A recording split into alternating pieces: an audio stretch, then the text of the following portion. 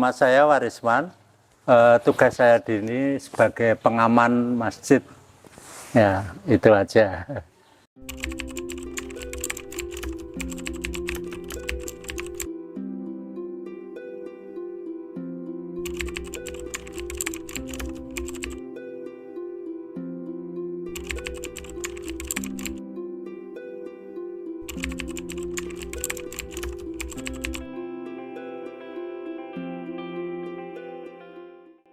Ya, sebetulnya saya dari kecil suka beribadah, apalagi sesudah purna tugas.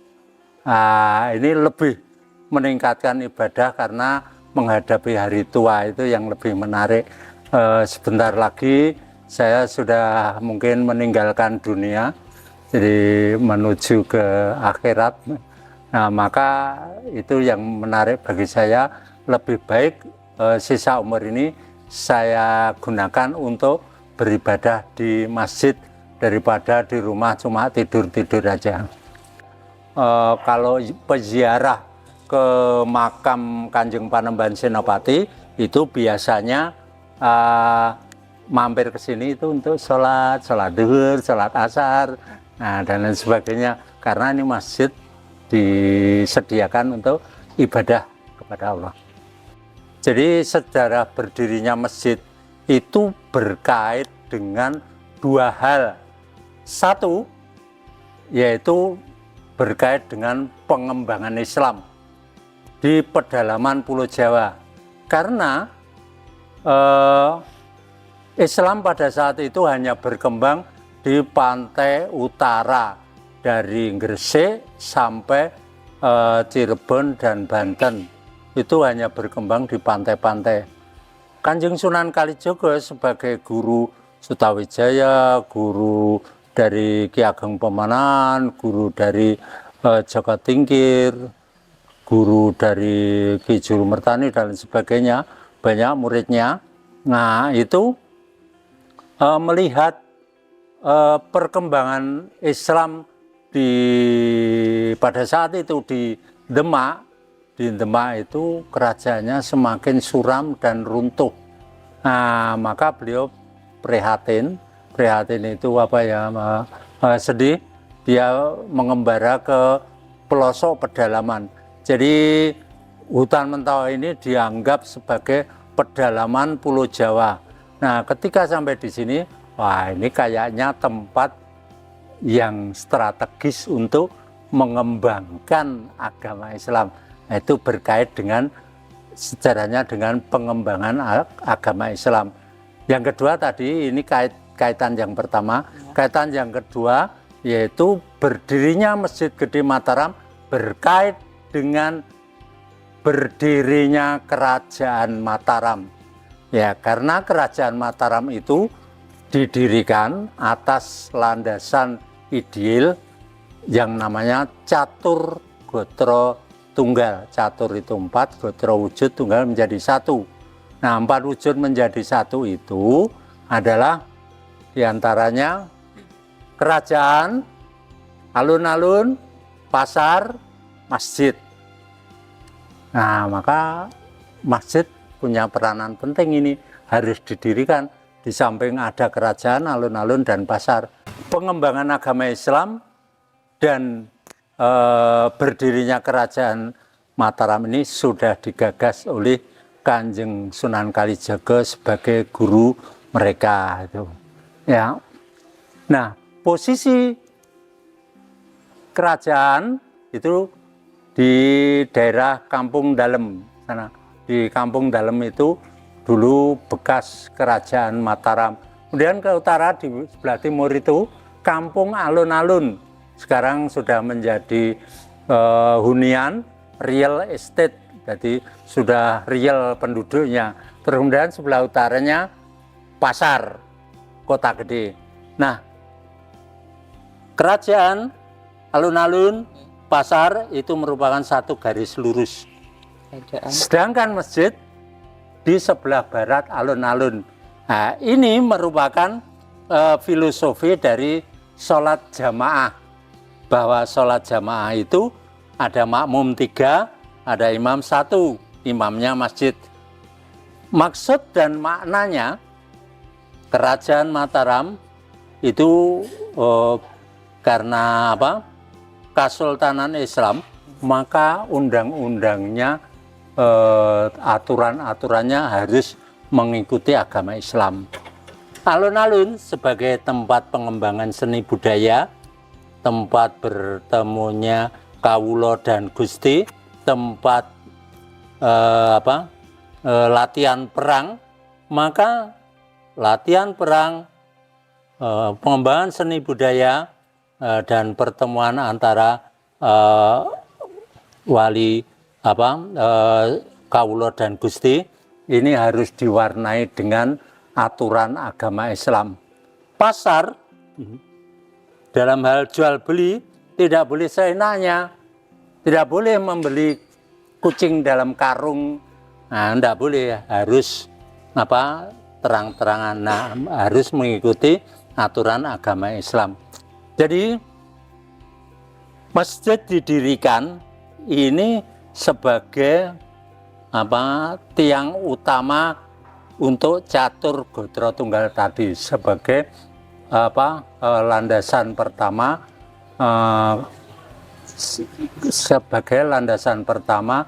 Kesultanan Islam di Mataram. Sedangkan yang pertama tadi, masjid didirikan untuk pusat kegiatan pengembangan agama Islam. Nah, itu sejarah kenapa atau latar belakang didirikannya Masjid Gede Mataram. Masjid ini istimewanya dibangun yang paling pertama di daerah istimewa Yogyakarta, maka dicatat sebagai Masjid Cagar Budaya di Provinsi Dinas Kebudayaan Daerah Istimewa Yogyakarta. Itu yang menarik. Terus kemudian di masjid ini di samping juga sebagai masjid tempat ibadah, tapi dekat dengan tokoh-tokoh pendirinya. Nah, itu jadi pendirinya dimakamkan di sebelah barat masjid. Nah, itu yang banyak didatangi oleh berbagai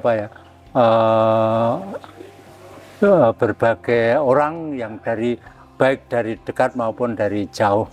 Ya, sehingga sangat menarik bagi kami, juga termasuk bangunan-bangunannya, konstruksinya itu hampir semuanya unik. Ya, daya tariknya karena ini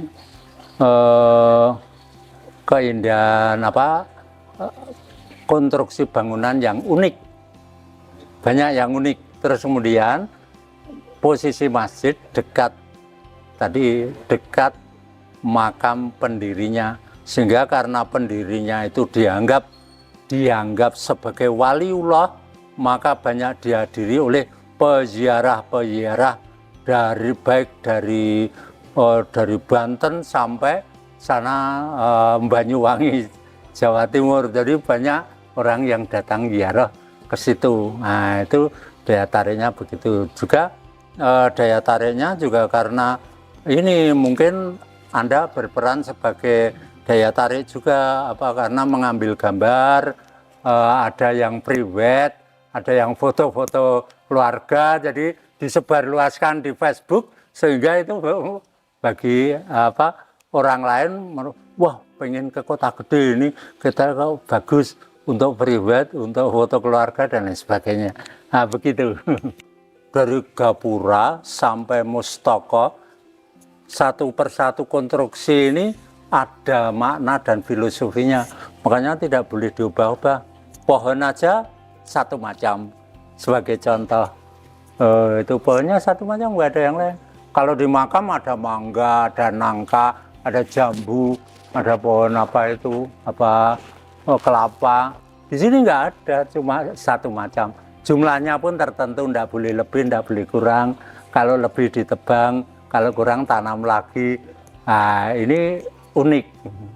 Termasuk itu tadi bangunan-bangunan seperti gapura, ornamen, masjid yang berbeda dengan yang lain. Misalnya di sini masjidnya kok Pak ada kolam, yang padahal masjid di lain tempat nggak ada kolam. Ya di sini ada juga, ada serambi, ada. Nah ini memang keunikan ini ada maknanya. Dipengaruhi oleh konsep dari Kanjeng Sunan Kalijogo bahwa ini semua adalah pelajaran agama Islam. Jadi yang ada di depan itu tentang syarat-syarat masuk surga. Yang di depan ada gapura, ada ornamen kala, ada pohon, itu syarat-syarat masuk surga maknanya. Terus yang di sini ibadah, bagaimana kamu harus melaksanakan ibadah. Terus kemudian ilmu yang lebih dalam lagi, ini tangga ini 3, itu 2, 3. Naik di situ tadi juga 3 kalau dihitung. Ini juga 3 ini ada maknanya juga. Satu persatu ada, ini juga pelajaran agama Islam. Sawo kece, ya. Sawo kece itu dari Kanjeng Sunan Kalijogo merubah Dikiroto Boso menjadi sarwo becik. Nah, maka kalau digabung kalimat itu, barang siapa yang sudah menjalankan sholat 17 rakaat 1 hari 1 malam, maka harus kelihatan sarwo becik serba bagus. Ini pintunya ada 5, 1 ke utara, 3 ke timur, 1 lagi ke selatan, itu ada 5. Yang serba bagus itu ada 5. Yang 1 tidak kelihatan, yang 4 ini bisa dilihat. 1, tingkah laku bisa dilihat, tutur kata bisa didengar, terus penampilan bisa dilihat, raut muka bisa dilihat. 4.